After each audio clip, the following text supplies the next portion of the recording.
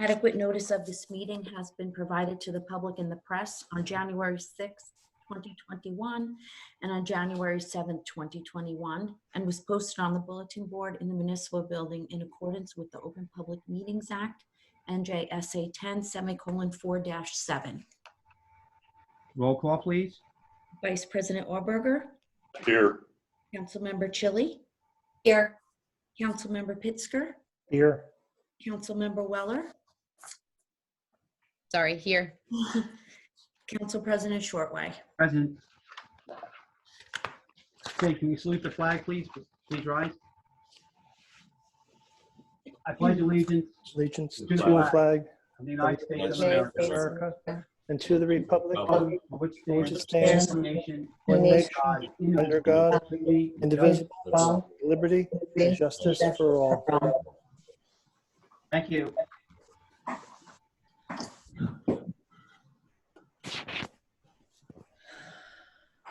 Okay, let's move into public comments. Before we open up public comments, they'll be limited to 3 minutes. If the resident or whoever wishes to speak, please state your name and where you reside. And also, Marcy, the resident has a choice. They can either have their email read if it's an email, or they can speak, whatever they choose. But I don't want it to go longer than that. It's not like, hey, I have an email, now I'm going to talk for 3 minutes also. So the resident, of course, their comments, their opinions, they can state it. This is for agenda items only, but they can choose how they want to express their opinion. It's up to them how they want to express it. Okay. So can I have a motion to open the floor to public comment? Motion to open the public. Second. All in favor? Aye. Aye. Is anybody abstaining? Is anybody opposed? Seeing no one, floor is open.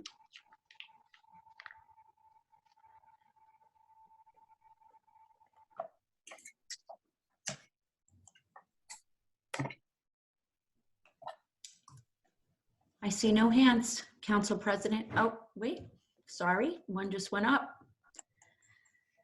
Ms. DeStassi? Good evening, thank you. Peg DeStassi from Vernon. I'm going to make comments concerning ordinance 21-9.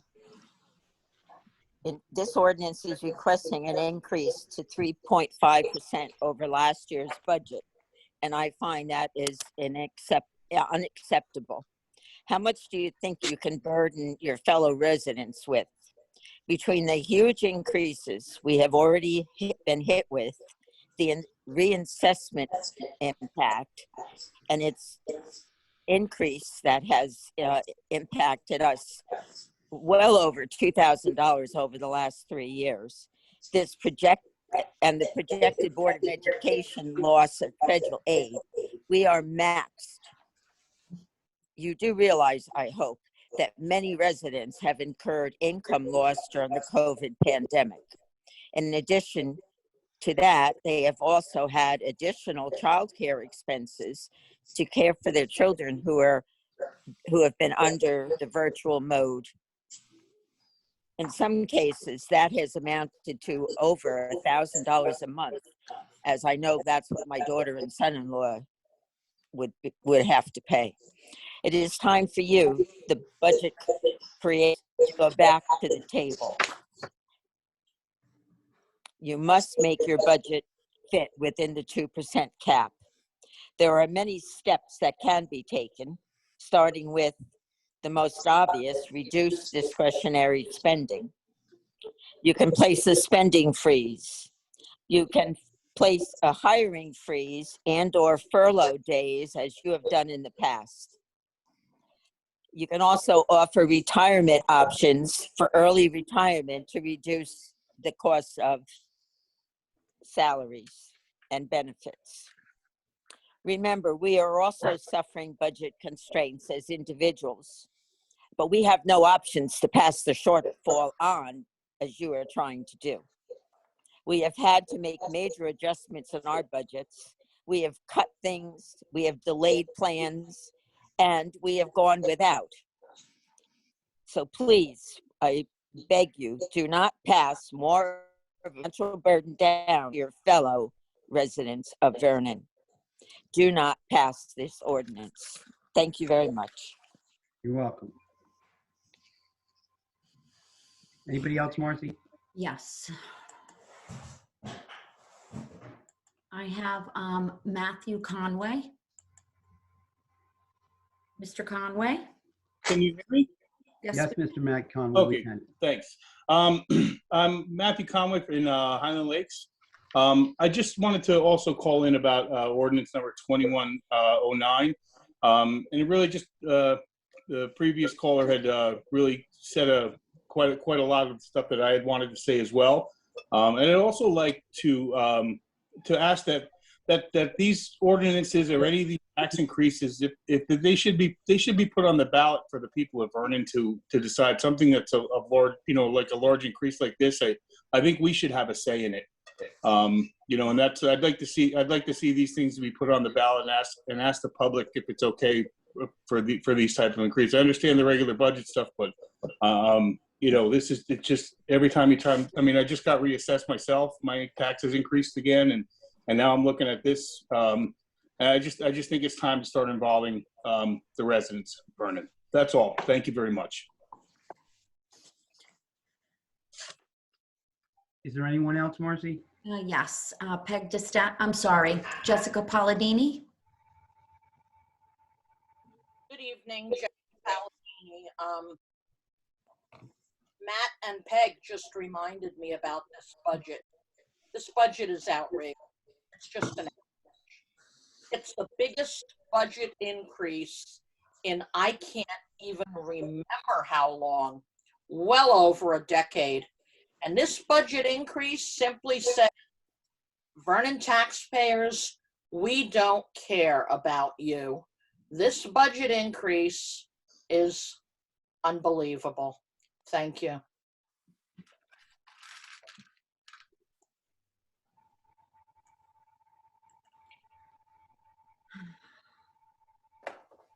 I see no other hands, Council President.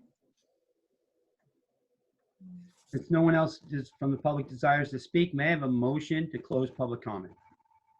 Motion to close public comment. Second. All in favor? Aye. Anybody opposed? Anybody abstaining? Seeing none. Okay, let's move on to items for discussion, which is going to be the budget. If I can, Donnell, would you please explain to the council and of course the public what the cap, even though we have that ordinance tonight, can you explain the cap for us, and also what the actual percentage at this time we're looking at as far as an increase? Yeah, sure. So there were two things that I heard. One with regards to the tax cap. So there's two caps in the state of New Jersey. One is the tax cap. That's the one that everybody talks about, that 2%. We're statutorily obligated that we can only raise the amount to be raised by taxation 2% over our operating costs for the year. So there's that 2%. The ordinance that's on tonight for introduction is a standard ordinance that we do every year. Essentially what it does is it establishes a cap bank system for our appropriations. So that's not for our taxes, that's just for our operating lines. The importance of doing that, the state of New Jersey says that we can only increase it every year to 2.5%. The reason why we established this cap bank is for emergency situations. So things that might affect like health and safety and welfare. It's a really good idea if we set up this cap bank, we can then use those appropriations to address those needs in the future. Obviously, they can be used for other things, but the idea is that you set them aside so that if there are operating costs for very important situations, that could be emergencies that you might have to take care of, that you can address those costs if necessary.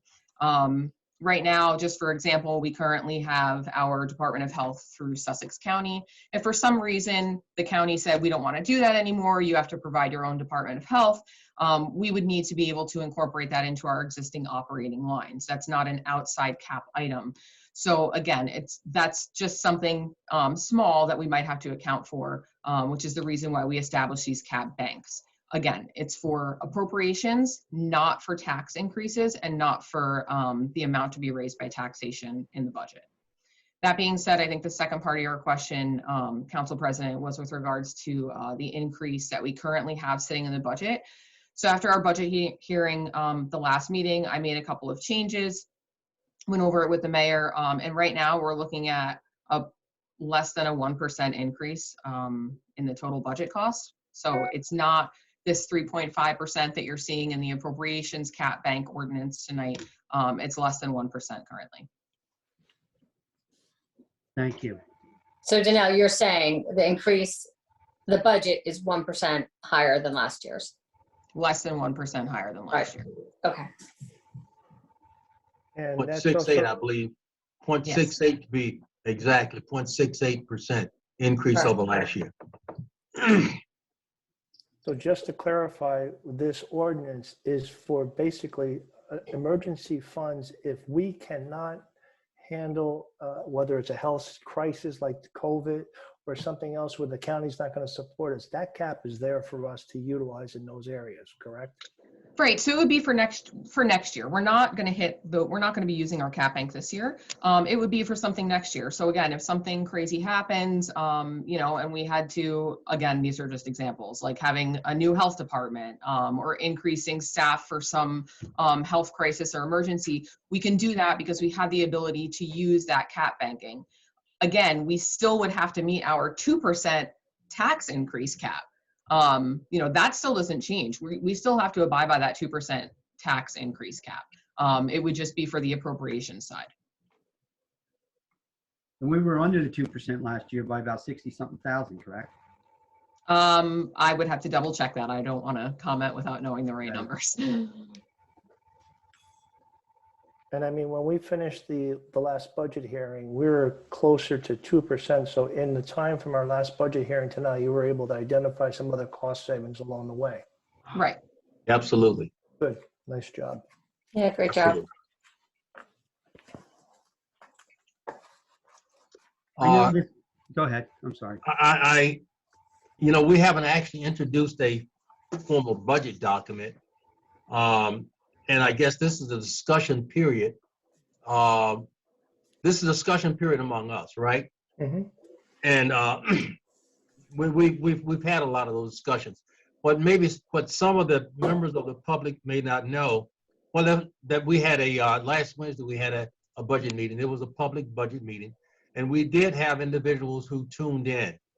That budget meeting is recorded, and there's a link on our website where you can view that on YouTube.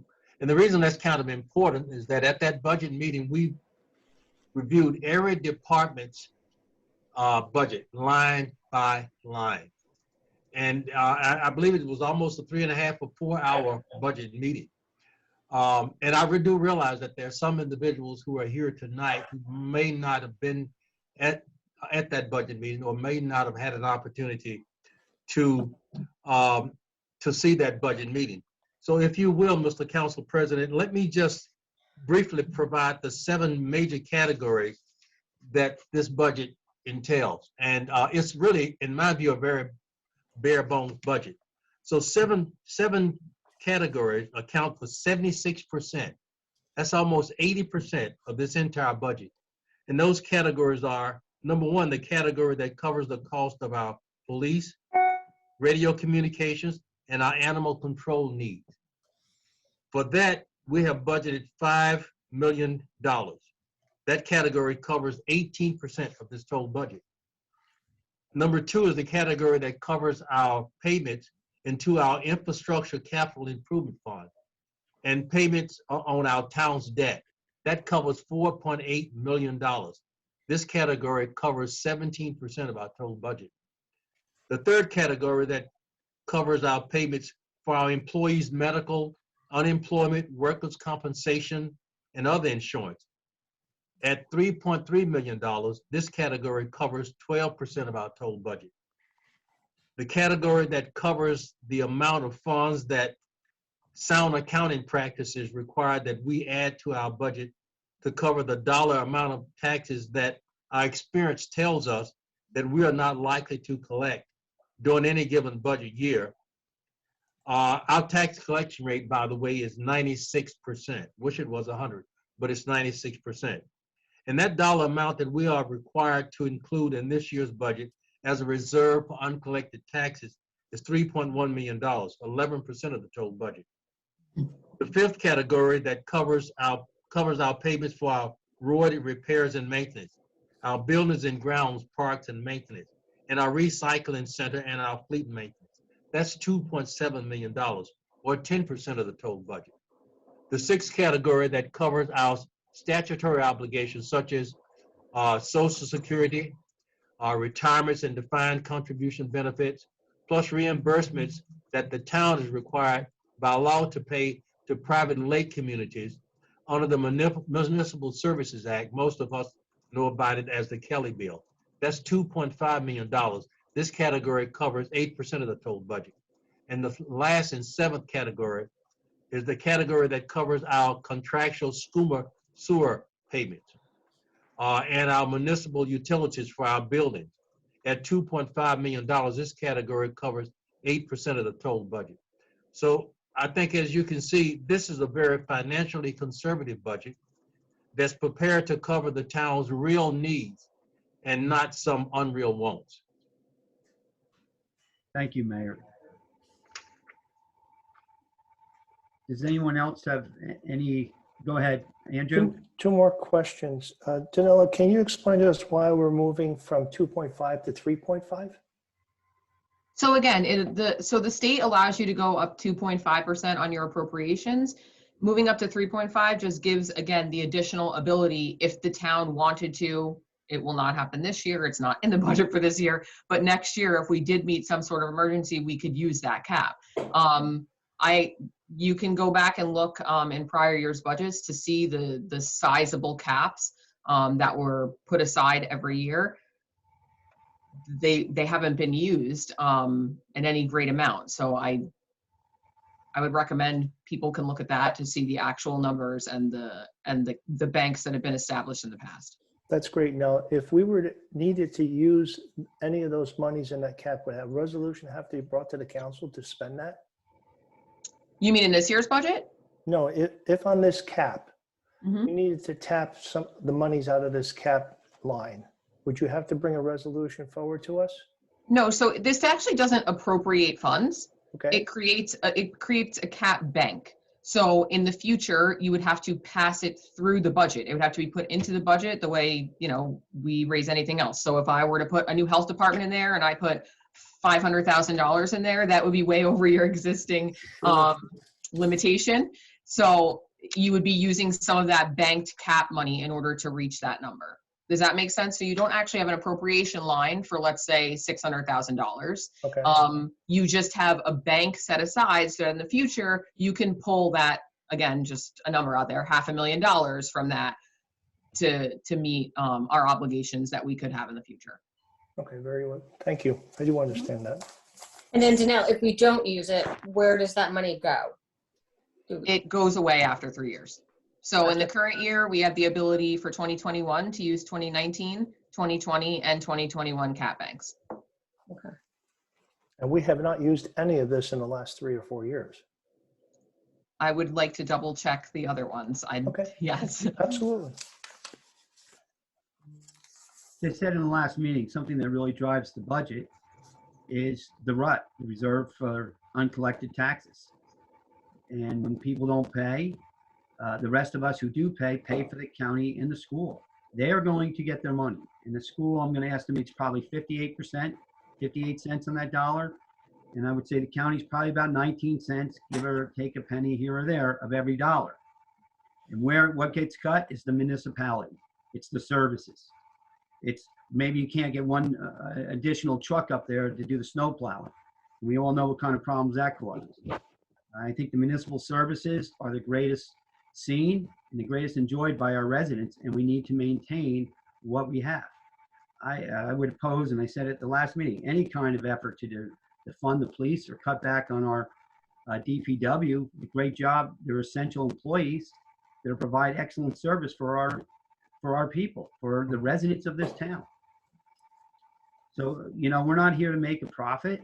We're here to provide the services in the most economical way possible And we always keep in mind, because we're taxpayers ourselves. We know what it's like. Some of us are seniors, some are on fixed incomes, we're retired. So we do our best, and I think this administration's done a great job with this budget. And really a very difficult time in the world's history. You've done a great job. I mean, we started looking at near 2%. I think it was like 1.6 or 1.7, and now you reduced it under 1%.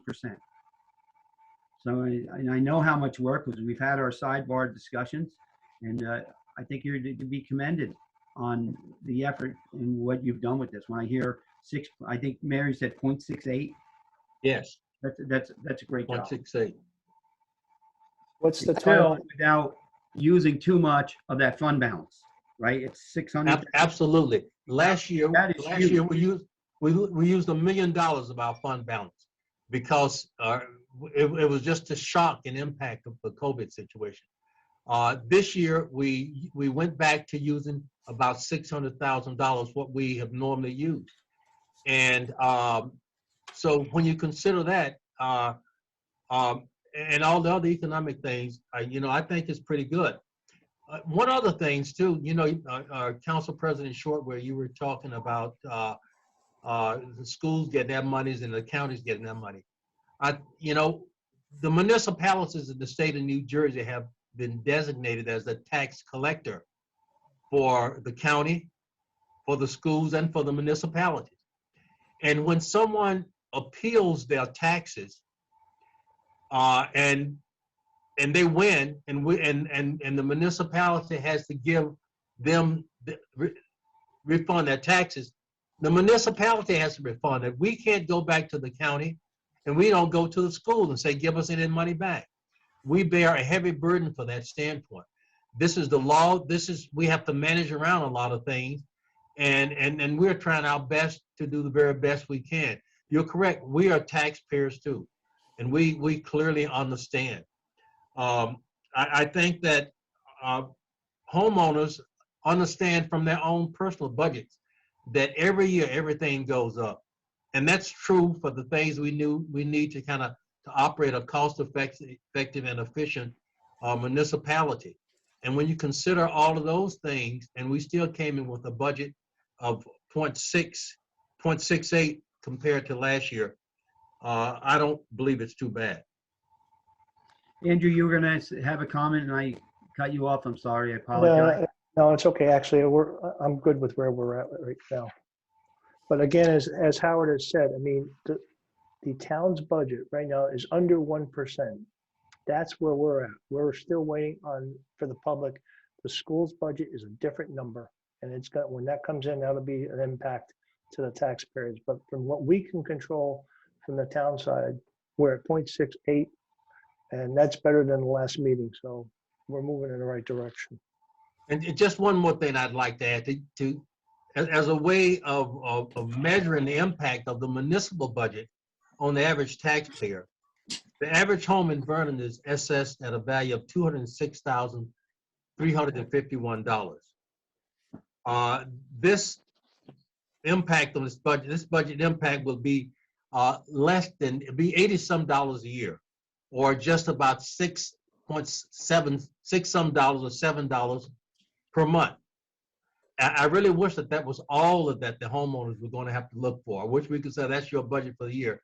But as Councilperson Piska said, there's got to be the county budget that's going to come, and there's a school budget. Now there's the library budget. I think those are when you look at your taxes, you see a line item for municipality, for the library, I believe, for the schools, and for the county.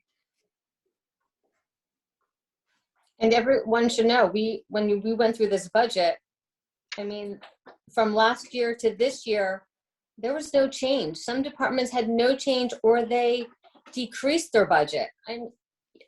I've watched, not to come down to the Board of Ed, but I've watched a couple of budget meetings there, and no one's decreasing anything. Like our department heads did an amazing job. They watched, I heard them all talk about things they found and how they can lower their budget. I mean, they should be commended. And Danelle, you as well. You did a great job. At the same time, we're picking up the debt payments, speeding them up. We're just not letting it lay there. We have to aggressively pay down the debt. I mean, that was something else that wasn't being done, and we're doing it. I think Danelle, and with the approval of the mayor, she's done a great job of getting this, let's pay down this debt. Janelle, do you have a rough number how much we've paid the debt down?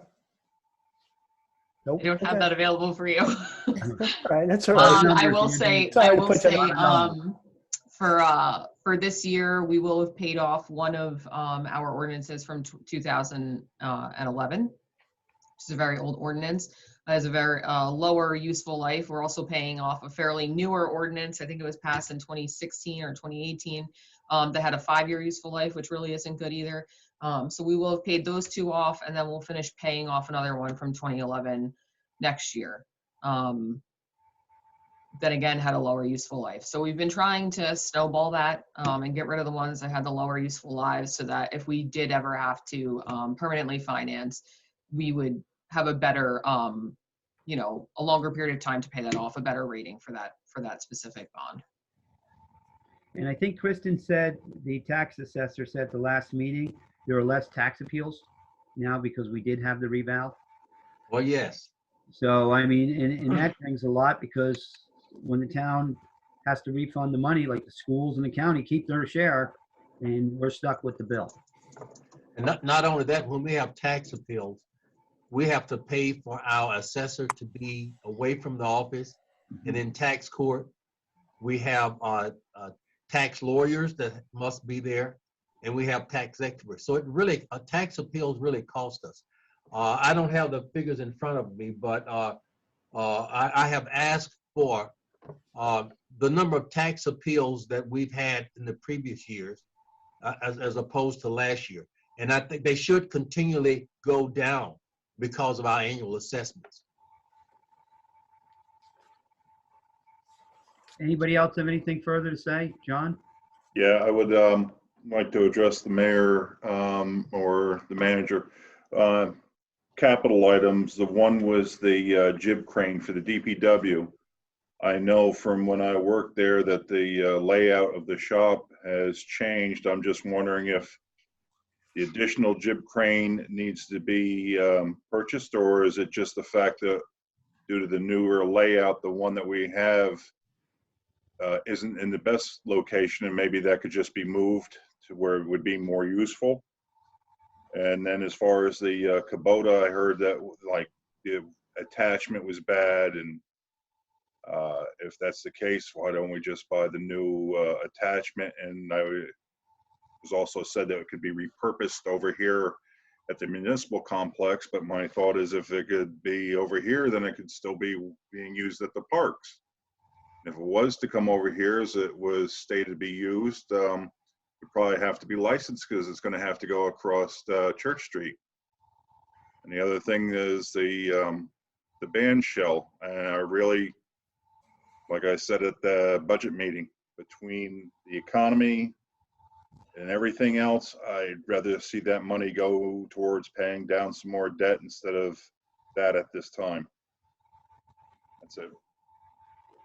And as much as I love the band shell idea, I think it's a great idea. I have to agree. John said something at the budget meeting that really stuck with me. Like, when our roads look the way they do right now, that as much as I love it, and I hope we do it, I think that's a wish list item for later.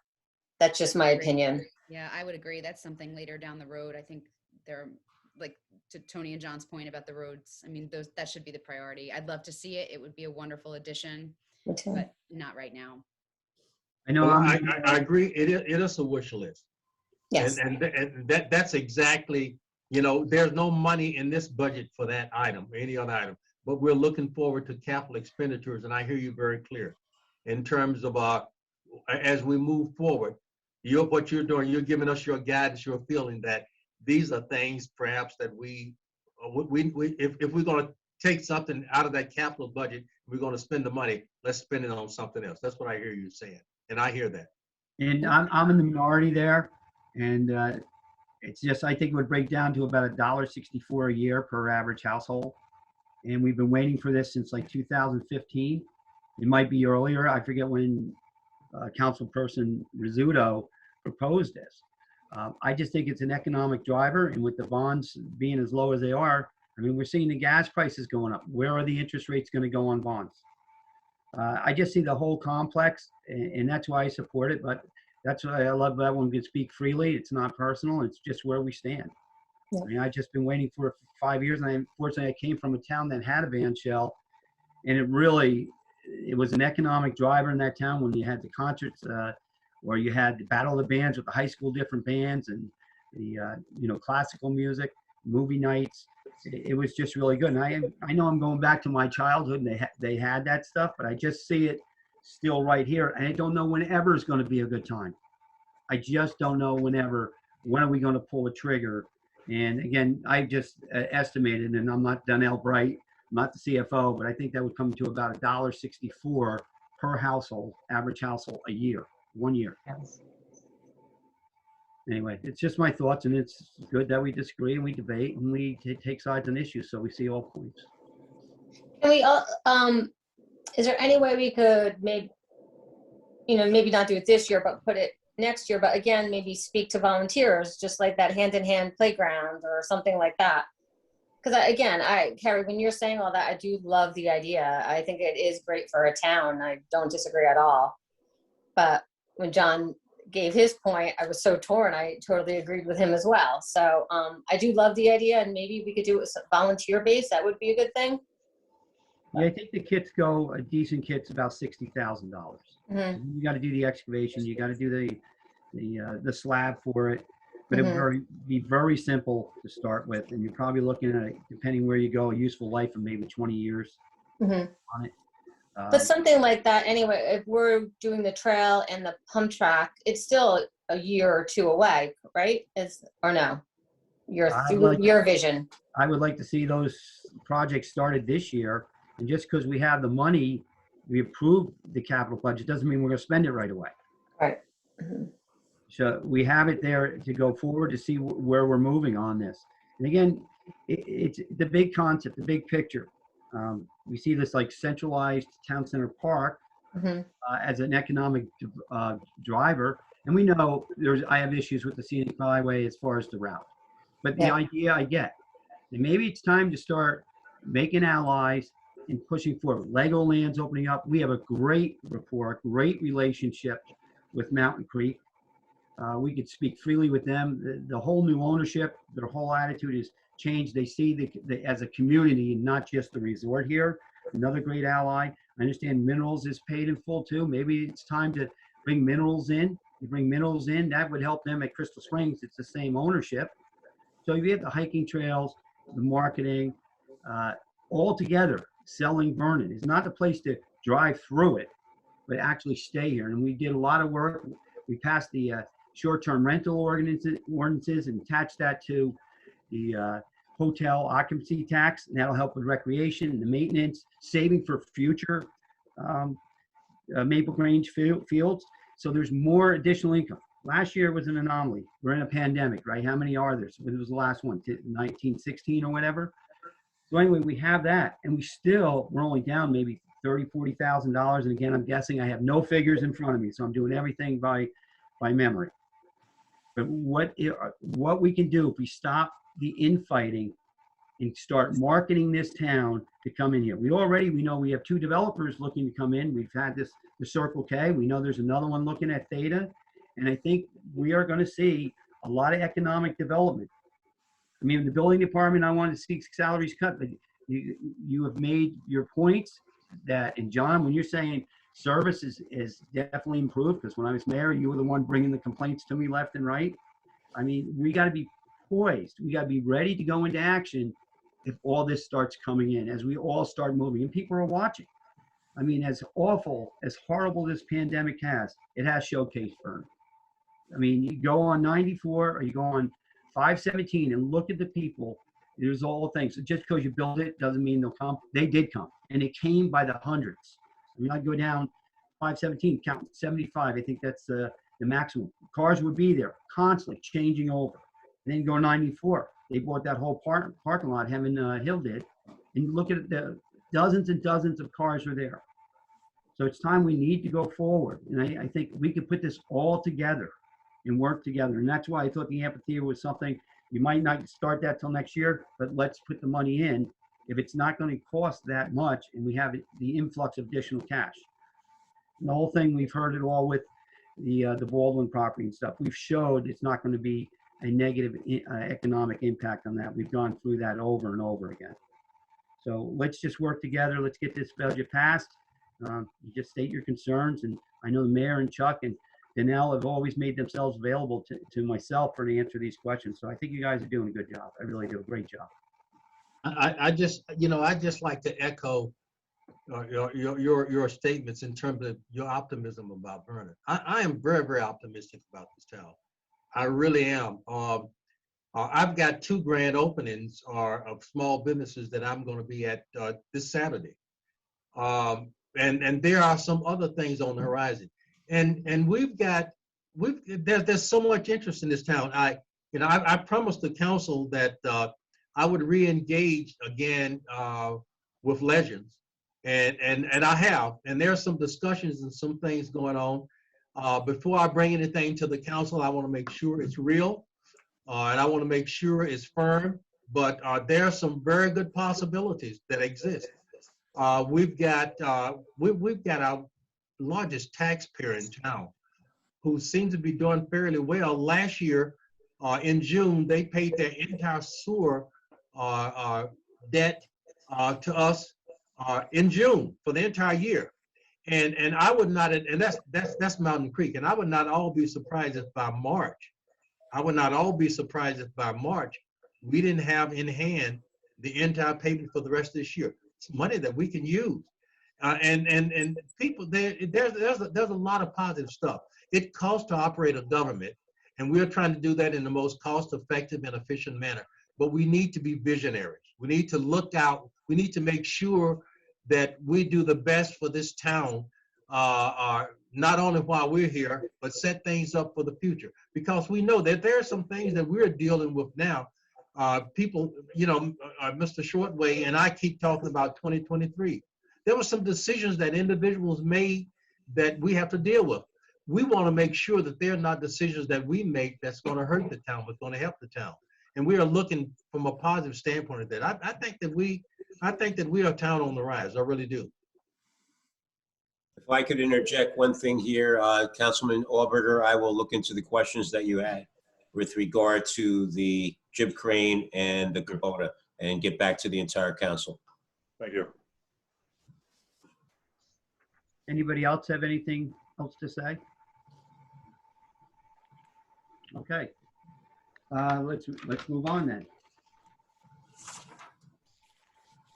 Okay, we'll go into resolutions. Okay, resolution 21-82, authorizing the release of a restoration bond for Crystal Springs Builders LLC, PB number 6-06-8 for 12 Old Root Town Road, block 607, lot 43, former block 270, lots 11 and 26. This resolution authorizes the release of a restoration bond for work that has been completed. May I have a motion to approve resolution 21-82? Motion to approve. Second that. Roll call, please. Vice President Auberger, Yes. Councilmember Chili, Yes. Councilmember Pittsger, Yes. Councilmember Weller. Kelly? Yes, sorry. That's No okay. problem. Council President Shortway. Yes. Motion carries. Resolution 21-84, governing body certification of compliance with the United States Equal Employment Opportunity Commission's enforcement guidance on the consideration of arrest and conviction records in employment decisions under Title VII of the Civil Rights Act of 1964.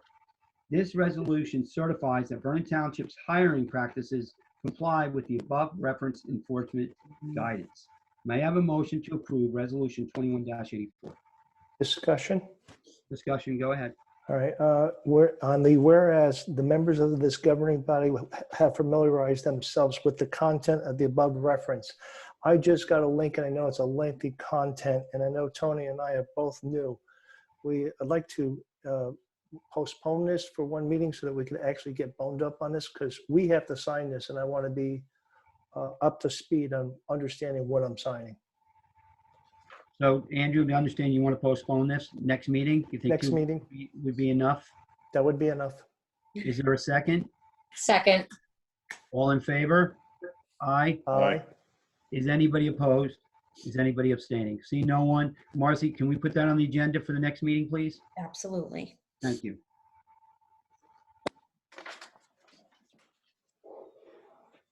Okay, moving on, resolution 21-85, a resolution authorizing emergency procurement of emergency backup generator. This resolution authorizes the emergency purchase of a backup generator.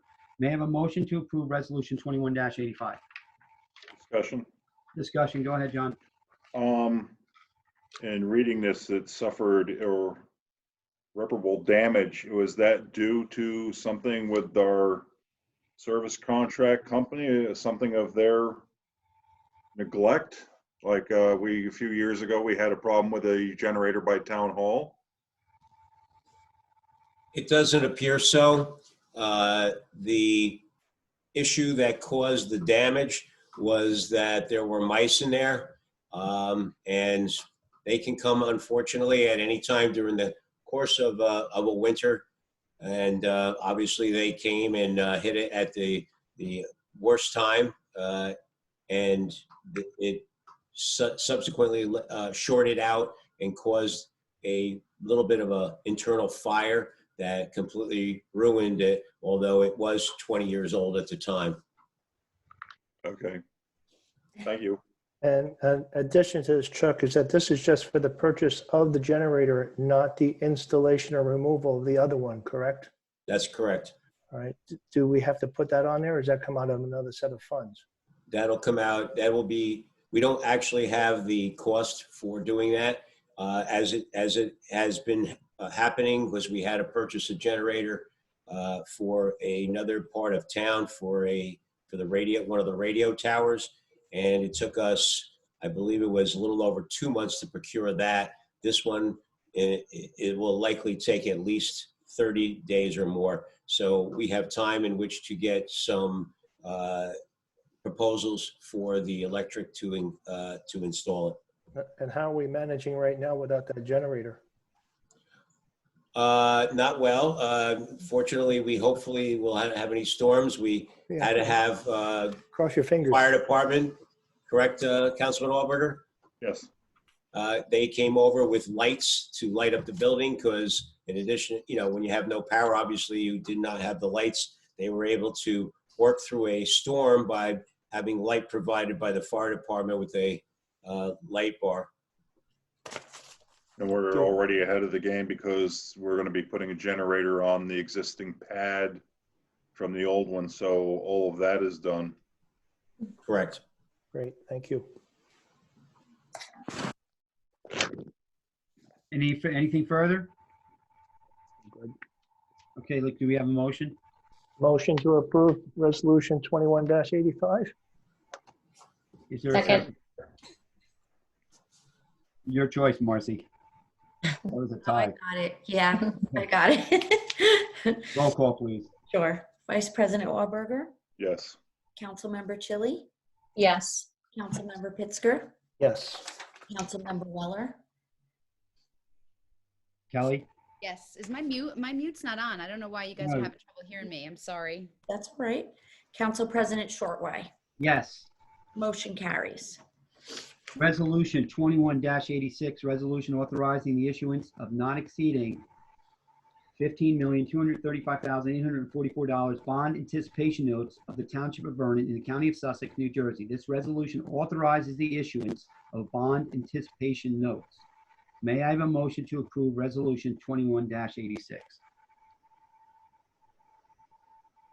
Motion to approve resolution 21-86. Second. Roll call, please. Vice President Warburger, Yes. Councilmember Chili, Yes. Councilmember Pittsger, Yes. Councilmember Weller, Yes. Council President Shortway, Yes. motion carries. Resolution 21-87, resolution authorizing the issuance of not exceeding $200,000 special emergency notes of the Township of Vernon in the County of Sussex, New Jersey. This resolution authorizes the issuance of special emergency notes. May I have a motion to approve Resolution 21-87? Motion to approve Resolution 21-87. Second. Roll call, please. Vice President Warburger, Yes. Councilmember Chili, Yes. Councilmember Pittsger, Yes. Councilmember Weller, Yes. Council President Shortway. Yes. Motion carries. Resolution 21-88, resolution authorizing the execution of a shared service agreement between the Township of Vernon and the Vernon Township Municipal Utilities Authority for provisions of DPW services. This resolution authorizes a shared service agreement. May I have a motion to approve Resolution 21-88? Motion to approve. Second. Roll call, please. Council Vice President Warburger, Yes. Councilmember Chili, Yes. Councilmember Pittsger, Abstain.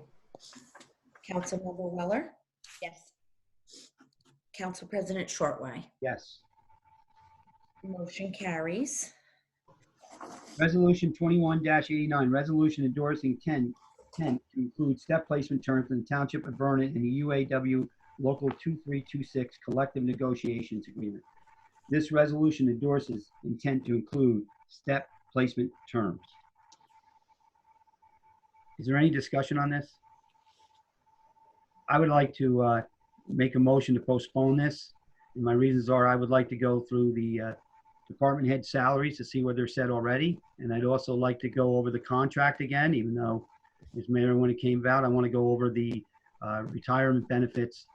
I just feel like I know myself, I'd like to do some more review of this and see what the financial impact would be in the future. And maybe the mayor and I can have a discussion on this too. And I could explain more if that's acceptable to you, Mayor. That's a reasonable thought. Mm-hmm. I second that. All in favor? Aye. Aye. Aye. And Marcy, also put that down for the next meeting also? Sure. Okay.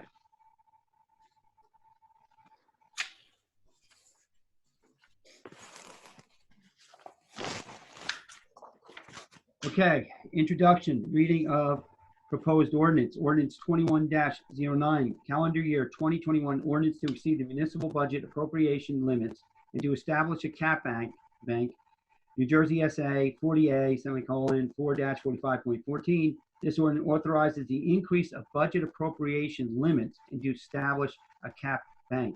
May I have a motion to introduce ordinance 21-07? I'm sorry, yeah, 09, sorry about that.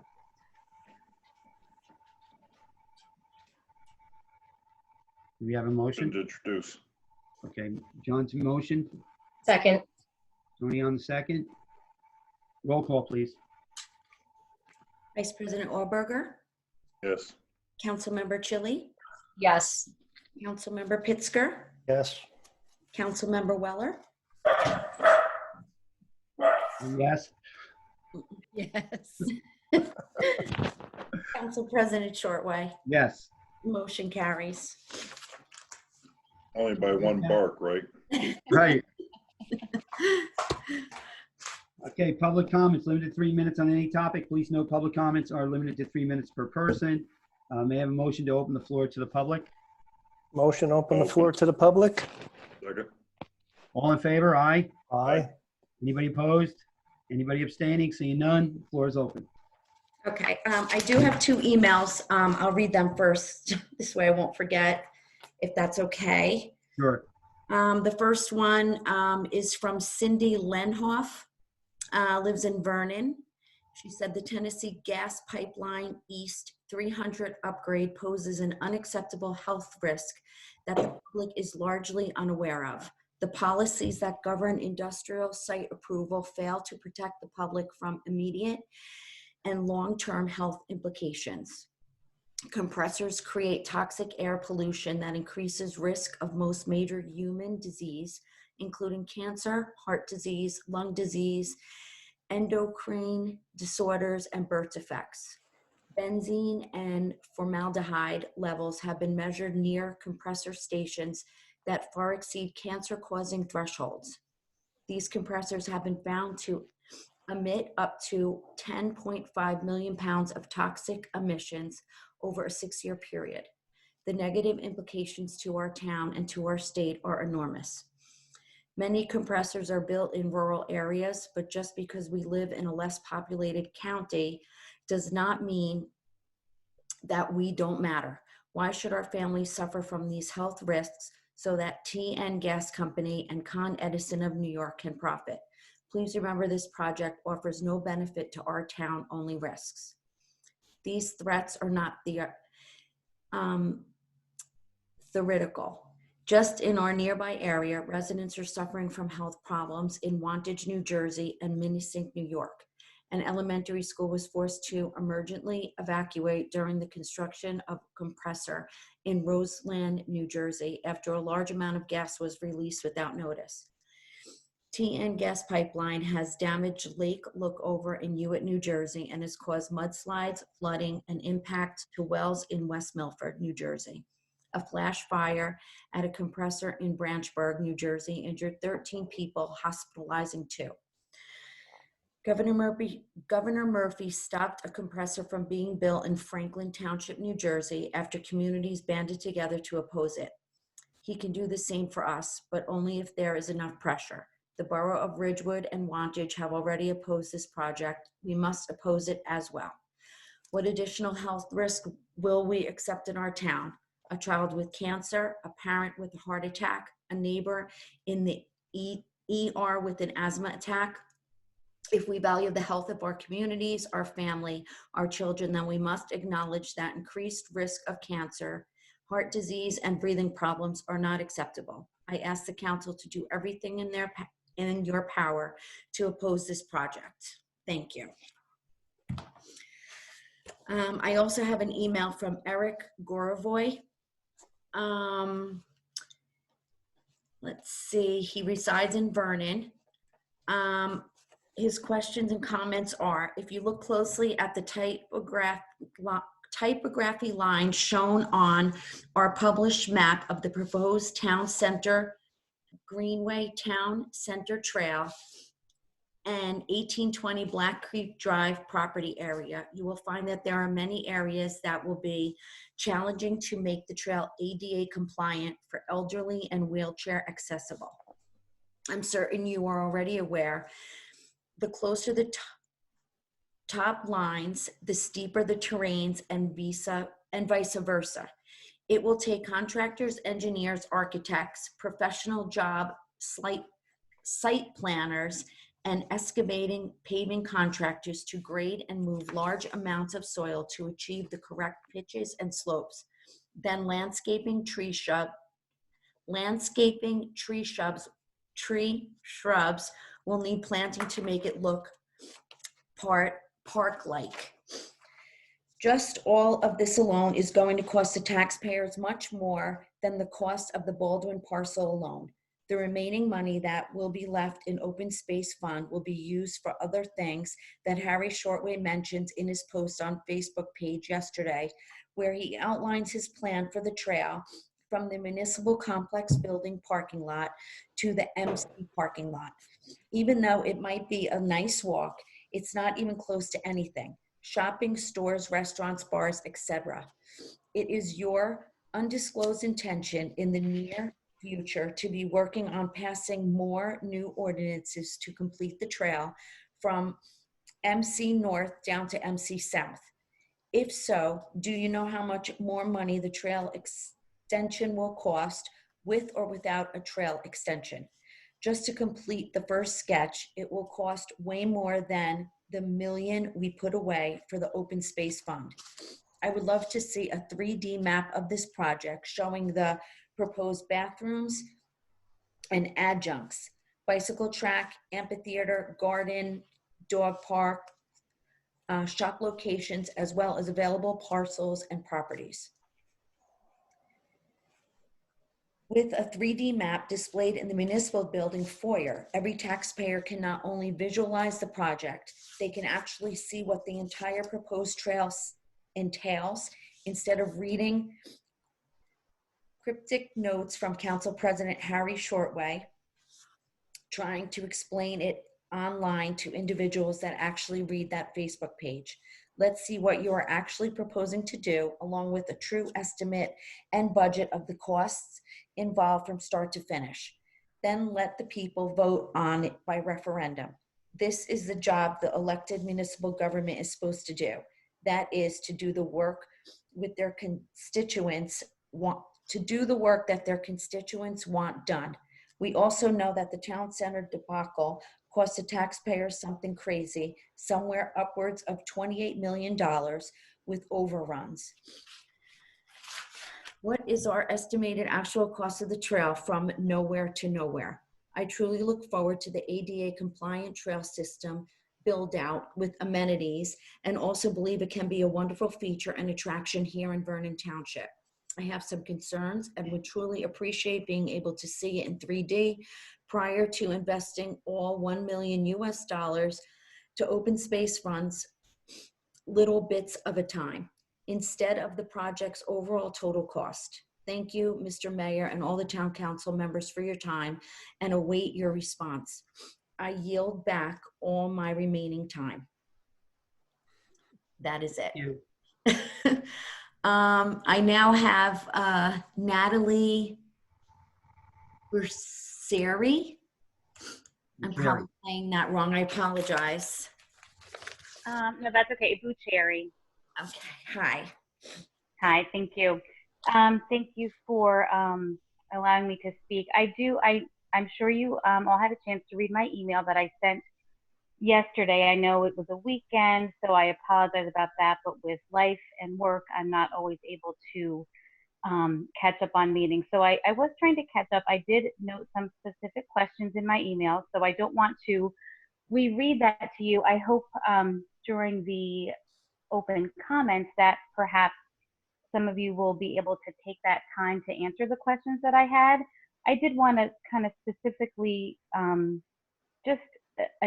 maybe just touch base on a couple of them. And I do want to comment on the previous message from Mr.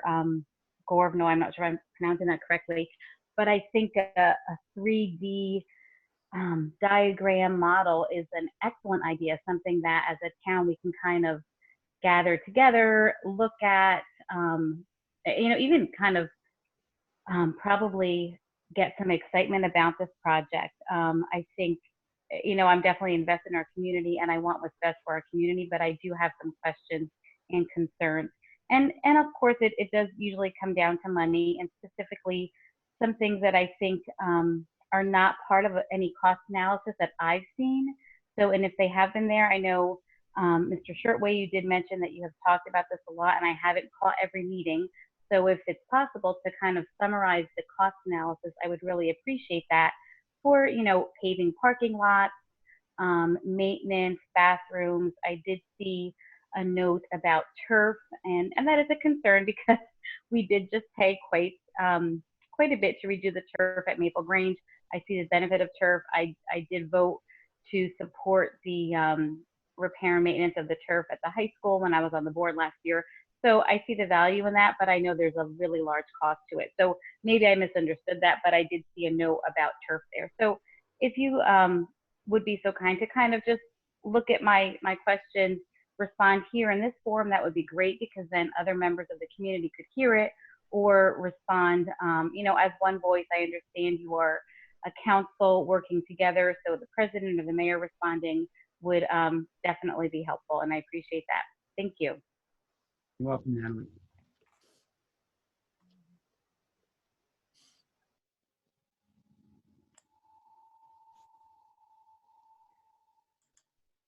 I have Jesse Polidini.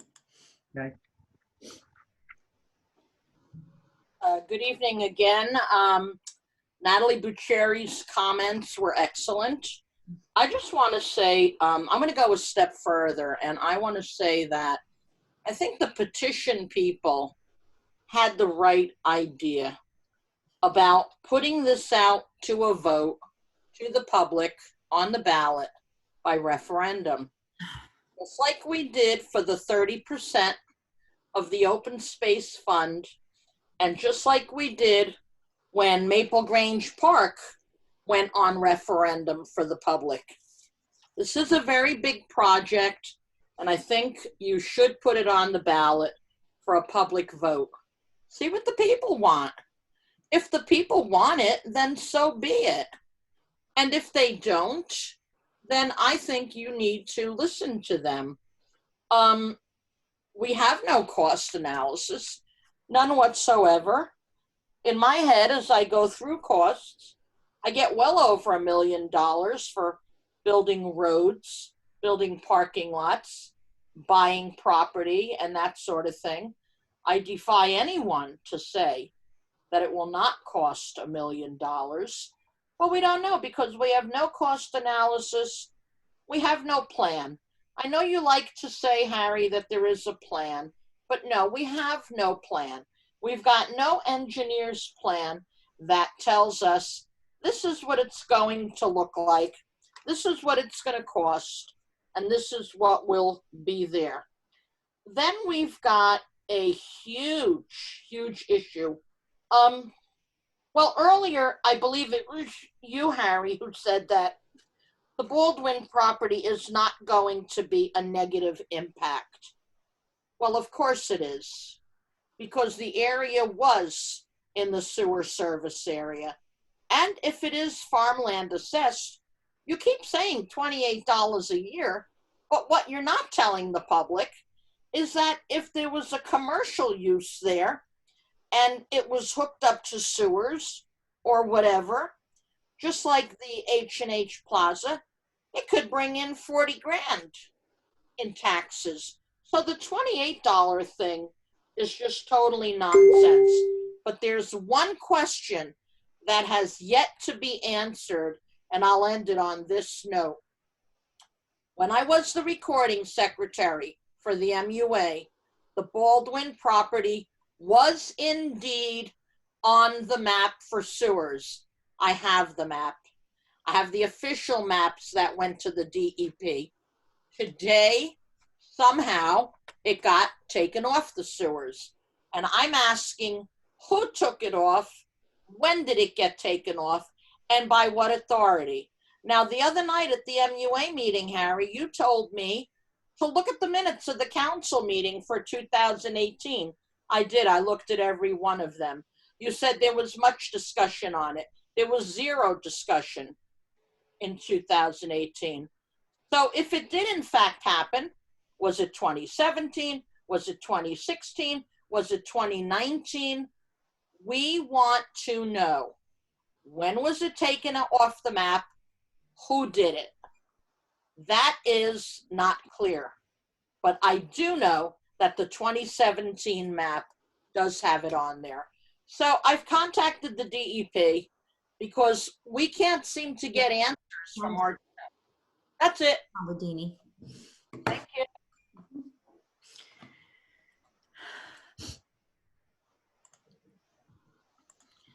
I have Rachel.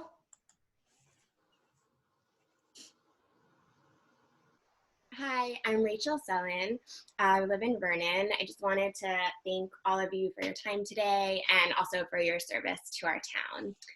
The health of my one-year-old daughter is the most important thing to me. That's why I'm speaking today regarding the Tennessee Gas Pipeline East 300 upgrade.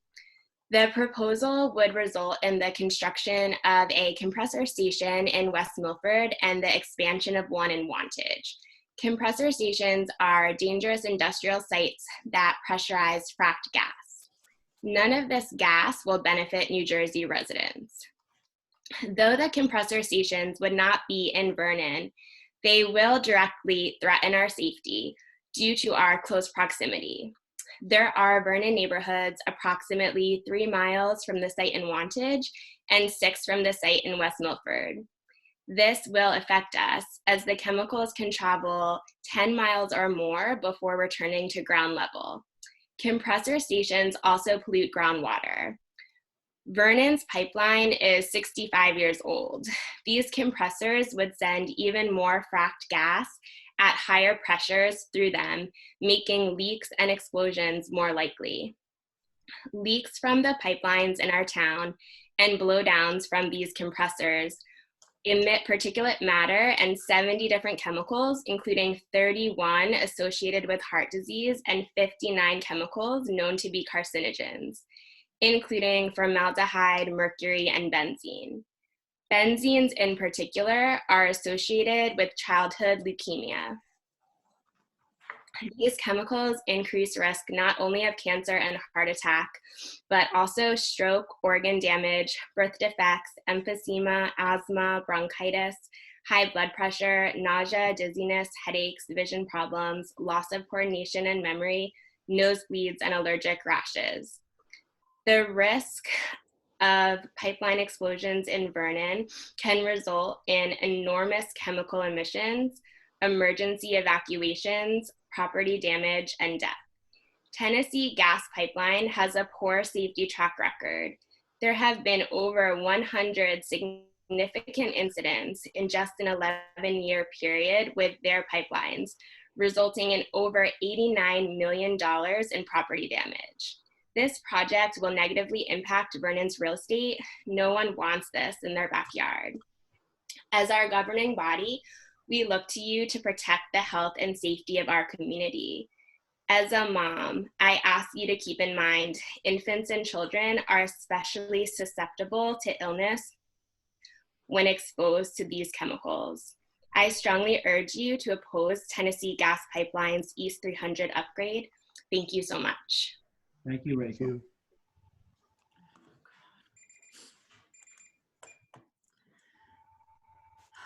I have Peg DeStassi.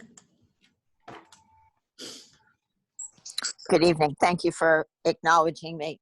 I just wanted to start off with acknowledging the comments made by Eric Lorvoy and others about in support of the fact that we have never been given a valid plan, an expense estimate, and or any type of solid evidence of where this trail will be, what it will cost. And maybe if we had been included in that with the information we've requested, the petition would never have been necessary. We started the petition because we're tired of being held in the dark and this plan unfolding by the week with a different version every week. So my suggestion is be upfront with us. We pay your salaries. We pay for this. We're paying for this trail, and we're entitled to be treated with respect when we ask questions. Now, to move on to the issue that I'm really concerned about is that on February 24th, I received a threatening message from Mike Fury, threatening me for the actions of others, something that I had no involvement with, did not say, nor even thought.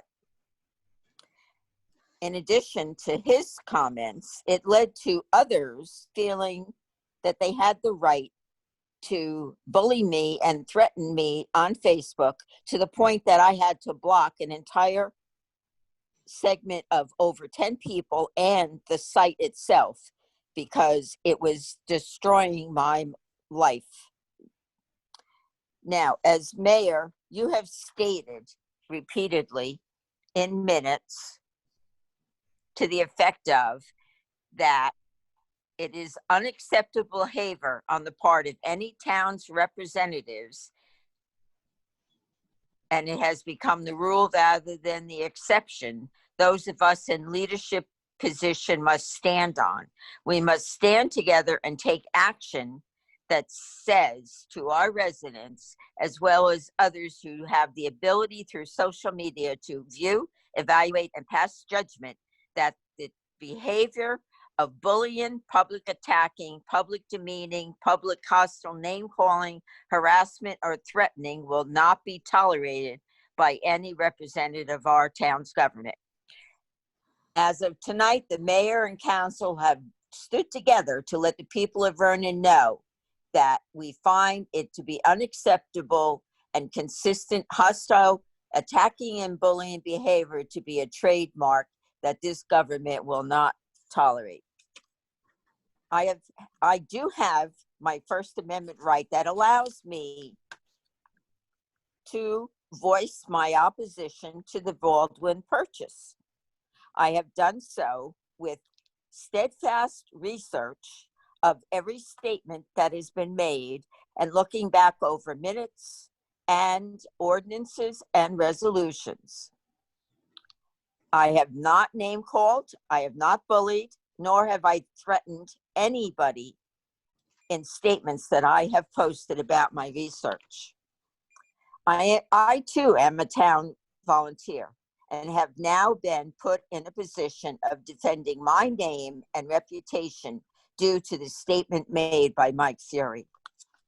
I hereby request that's based on your precedents of not tolerating threats and bullying, that the resignation of Mike Fury be sought and completed. What's good for one is good for all. And if he has the right to slander somebody the way he has me, it is no different than what was done in the previous few months by the council and the situation with Jesse Palladini. I await your decision, and so does the rest of the town. Thank you for your time. Marcy, anyone else?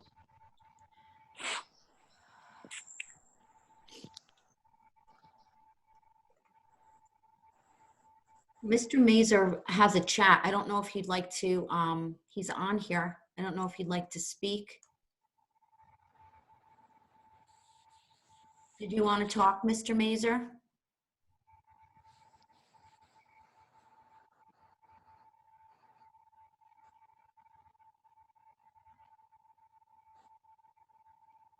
No, I guess not. I don't have any other comments. Nobody else. He said, please read his chat. I see here. So since Oh, he okay. can't, let's give him an opportunity to speak through his chat. Okay.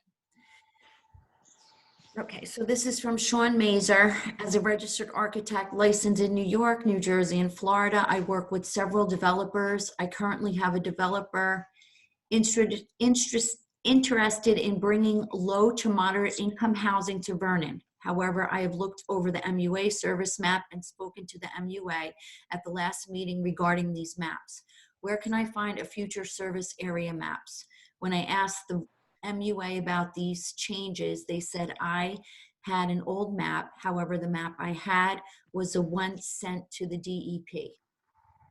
For example, the current MUA map online shows the existing service area as the proposed service area. In addition, why are there so many changes in these maps shrinking the town center? I was unable to get a straight answer from the MUA. In addition, why are we being told areas are protected Bobcat areas when the DEP denies making any such statements? Does the council want development in the center? If so, how can we plan these maps? How can we when these maps are inconsistent? In addition, I feel that having council members on the MUA is a major conflict of interest. This should be charged and the map should be corrected. I'm sorry, this should be changed and the maps should be corrected. And I see no other hands. Okay, can I have a motion to close public comments, please? I'm going to close to the public. Second that? All in favor? Aye. Aye. Aye. Anybody opposed? Anybody abstaining? Seeing none, public comments are closed. Mayor's report, please. Mr. Council President and other council members, my comments tonight will focus, I guess, again on 2 points. Point one, over the past 2 weeks, I have received a host of phone calls and other types of contact and inquiries asking me for assistance in getting coronavirus vaccinations. Most of these types of inquiries and requests have come from members of our senior citizen community or from other individuals who have been trying desperately to get coronavirus vaccinations appointments for their elderly parents, for their grandparents, or other senior relatives.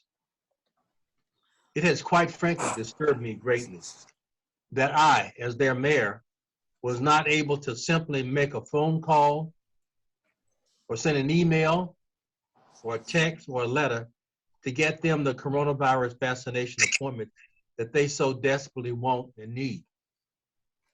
Perhaps one of the reasons that these hosts of requests touched and disturbed me so much is that I so clearly understand their frustration. I so clearly, as they would say, feel their pain. For my wife, Reba, and I are in that 65 and older target group that's currently eligible for the coronavirus shot. My empathy and understanding of their frustration also come from the fact that over the past several weeks, starting from the early parts of the morning and going into the late hours of the night, my wife, Reba, has been one of those hundreds of Vernon residents and millions of Americans who have been constantly on their computer and are on their phones trying to get coronavirus vaccination appointments. And thanks to my wife's never give up attitude about almost everything in life, she was finally able to get me a vaccination appointment for tomorrow in Pompton Plains. So I encourage all of my fellow seniors and non-seniors to hang in there, to keep trying, because there are strong, strong indications that the availability to get these highly desired vaccinations will increase meaningfully in the coming weeks. I say this because current vaccination providers have taken the actions necessary to significantly increase their production. And the U.S. Food and Drug Administration has recently approved a third coronavirus vaccine, this one a Johnson & Johnson vaccine that requires just one shot and not two. Many of the seniors who call me start by apologizing. Can you believe they start by apologizing for, quote, bothering me, unquote. But I say to you now what I say to them when they call me. We are one Vernon family. And at this time in our town's history, I'm that family's mayor. So even if I don't have the authority to get them the coronavirus vaccine appointments that they so desperately want, I'm still here and willing to listen. Let's continue to be Vernon strong, for I really believe better times are coming. Point 2. This past Friday, March the 5th, was National Employee Appreciation Day. And while Business Administrator Boca and I put forth some well-deserved extra effort to ensure that on that day, our municipal employees knew that their mayor and council respects and appreciates them, not just one day, year-round. I believe that it's important that I take this opportunity to publicly thank them for their efforts. I know and understand that the things that our municipal employees do each and every day are parts of their jobs. However, I am also very much aware of the fact that our township would not be able to meet and sometimes actually exceed the most pressing needs of our municipality that covers approximately 70 square miles, that has almost 25,000 residents, that form 11,000 plus households, and that has a population that's larger than 467, or 82% of New Jersey's total 56 municipalities. So these words of appreciation from Vernon's mayor and council are quite appropriate for all that they do to serve the residents of Vernon Township and to support the mayor and council in our collective efforts to make Vernon Township a better place to live and raise a family. You know, I also offer a special word of appreciation to one of our town's key employees, and that's Business Administrator Charles Boca. Chuck is not simply, as they say, my right-hand man. He is also an individual who manages the town's day-to-day operations with a focus that embraces the mayor and council's concept of moving Vernon forward. He's a very hard worker, and he's a complete professional. And equally important to me, he is a person who I can trust and who I can depend upon. So I want to publicly say thank you, Charles.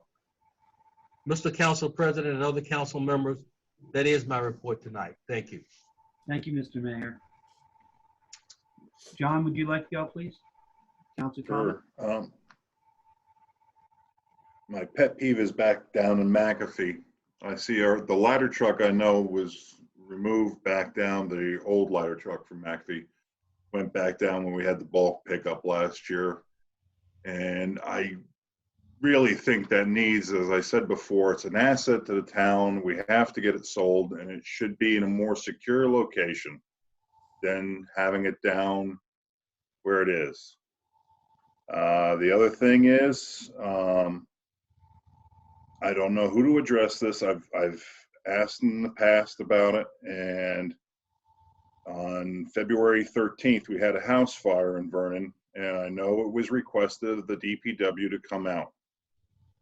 And number one, we have a responsibility to our volunteers, both fire and EMS. The resident who lost quite a bit, and the town did not supply a truck. I mean, for the cost of a mason dump of sand and salt, we're going to let millions of dollars of equipment, let alone anybody that has to fall and get hurt because we won't do that. Something needs to change. The fire department or your EMS requests sand trucks to come out. We really need to take care of them. And the only other thing is that I'm to address something that came up earlier. I have a map here. It's Sharpie free, and it has the property that we're looking at is not in the sewer area, not even in the future sewer area. So if somebody can show me something different, be happy to look at it. And that's all I have. Thank you, John. Kelly? Thanks, Harry. I have no comment this evening. Okay, Andrew? No comments for tonight, thank you. Tony? No comments. I'll just be brief regarding the trail and the expenditures. The voters spoke in November of 2018 when they approved the expenditures of 30% of the open space fund that essentially, other than interest, sat dormant since 2005. We did take money and we bought the Masco Marsh with it, and that was a battle too from like 2008 on. Regarding the maps, there was a proposed map. That map even had Hamburg Mountain in it. And when 2018, they voted on a map, I remember Gene Murphy abstained because they wanted the council to vote, and 4 of them did, on a map they didn't even give up as backup, so she refused to vote. When I go over the minutes from the MUA, I constantly see in the minutes that there's pressure from the DEP to remove areas that they say are environmentally sensitive because of habitat. Now, whether that's a bobcat, a turtle, the barn owl, I do not know. It's not reflected. And we all know how it's not a great experience dealing with New Jersey's DEP, because those of us who fought the battle on Silver Spruce know what a battle it was. And Mr. Stasi can tell you how many times they were out there inspecting, refusing to test like they should have. I think it was like 33 times. So that's what we're dealing with the DEP. To Ms. Sherry's answers, I posted numerous times. I will tell you, when they were redoing the turf field in Maple Grange, I had them put turf to the side for the future bike, the pump track in between the asphalt hills if they could use it, trying to save money. So there's no additional expenditure there. Last year, the mayor with Chuck on the road projects, they started putting the asphalt, the wrap, to reclaim it and use that to reduce costs. These trails are not costing $1 million unless it's going over and over. Like down in Knoxville, they've been working on their trail. It's like 38 miles long, probably for 20 years. Yes, then it gets over. But the voters spoke to do trails and amenities. And we're finding the most economic way to go. Not the whole trail is going to be ADA compliant. Trails can be easy as a path just to walk on. And when you say it's right not up to a store, well, people go on trails to walk. Some run, some ride a bike. In the parking, we have a municipal parking lot. Parking can be there. We actually have 2. You have one out in front, one in the back. And in the plan, it calls for another 30 space parking lot that we believe we should increase. But if you take a ride down Black Creek Drive, you'll see all the asphalt we've reclaimed to use this. Why we can't give you an actual cost, and we spoke in generalities from $176,000 for the trail to the 150, because it has to go out on bids, RFPs. We don't know the exact cost. I know the first bid came in almost $30,000 less. But then we were unable to obtain the easement because other considerations were raised by the owner's attorney. So when we talk about what's the economic impact, there are 47 vacant properties in the town center. If this was the last one, I would find credibility in your message, but it's not. They're not moving. Some have been empty for years, and I mean years. Look at Omega and Theta. They said back in 2005, and I think they celebrated in 2009, we're opening up the stores. Here comes all the businesses. Just because you have infrastructure, they don't come, because they're not coming to Omega, Theta, and Church. Now, just recently, with all the conversation of developing that area with these amenities, we now have two. We have the new store, Valley Records and Antiques, opening up. I mean, I hope they do very well, and I congratulate them for making this step. And these are all steps in the right direction. People are coming. They are coming. We know it. We've seen it. So those are a few of those items. I'll post the minutes that I've pulled out. I've spent hours and hours going through these minutes. A lot of the maps that I see floated around was the proposed area of expanding the MUA, source service area. That's not the original map. And we've been waiting for a couple of years now and keep on resubmitting another map because they keep pulling out areas.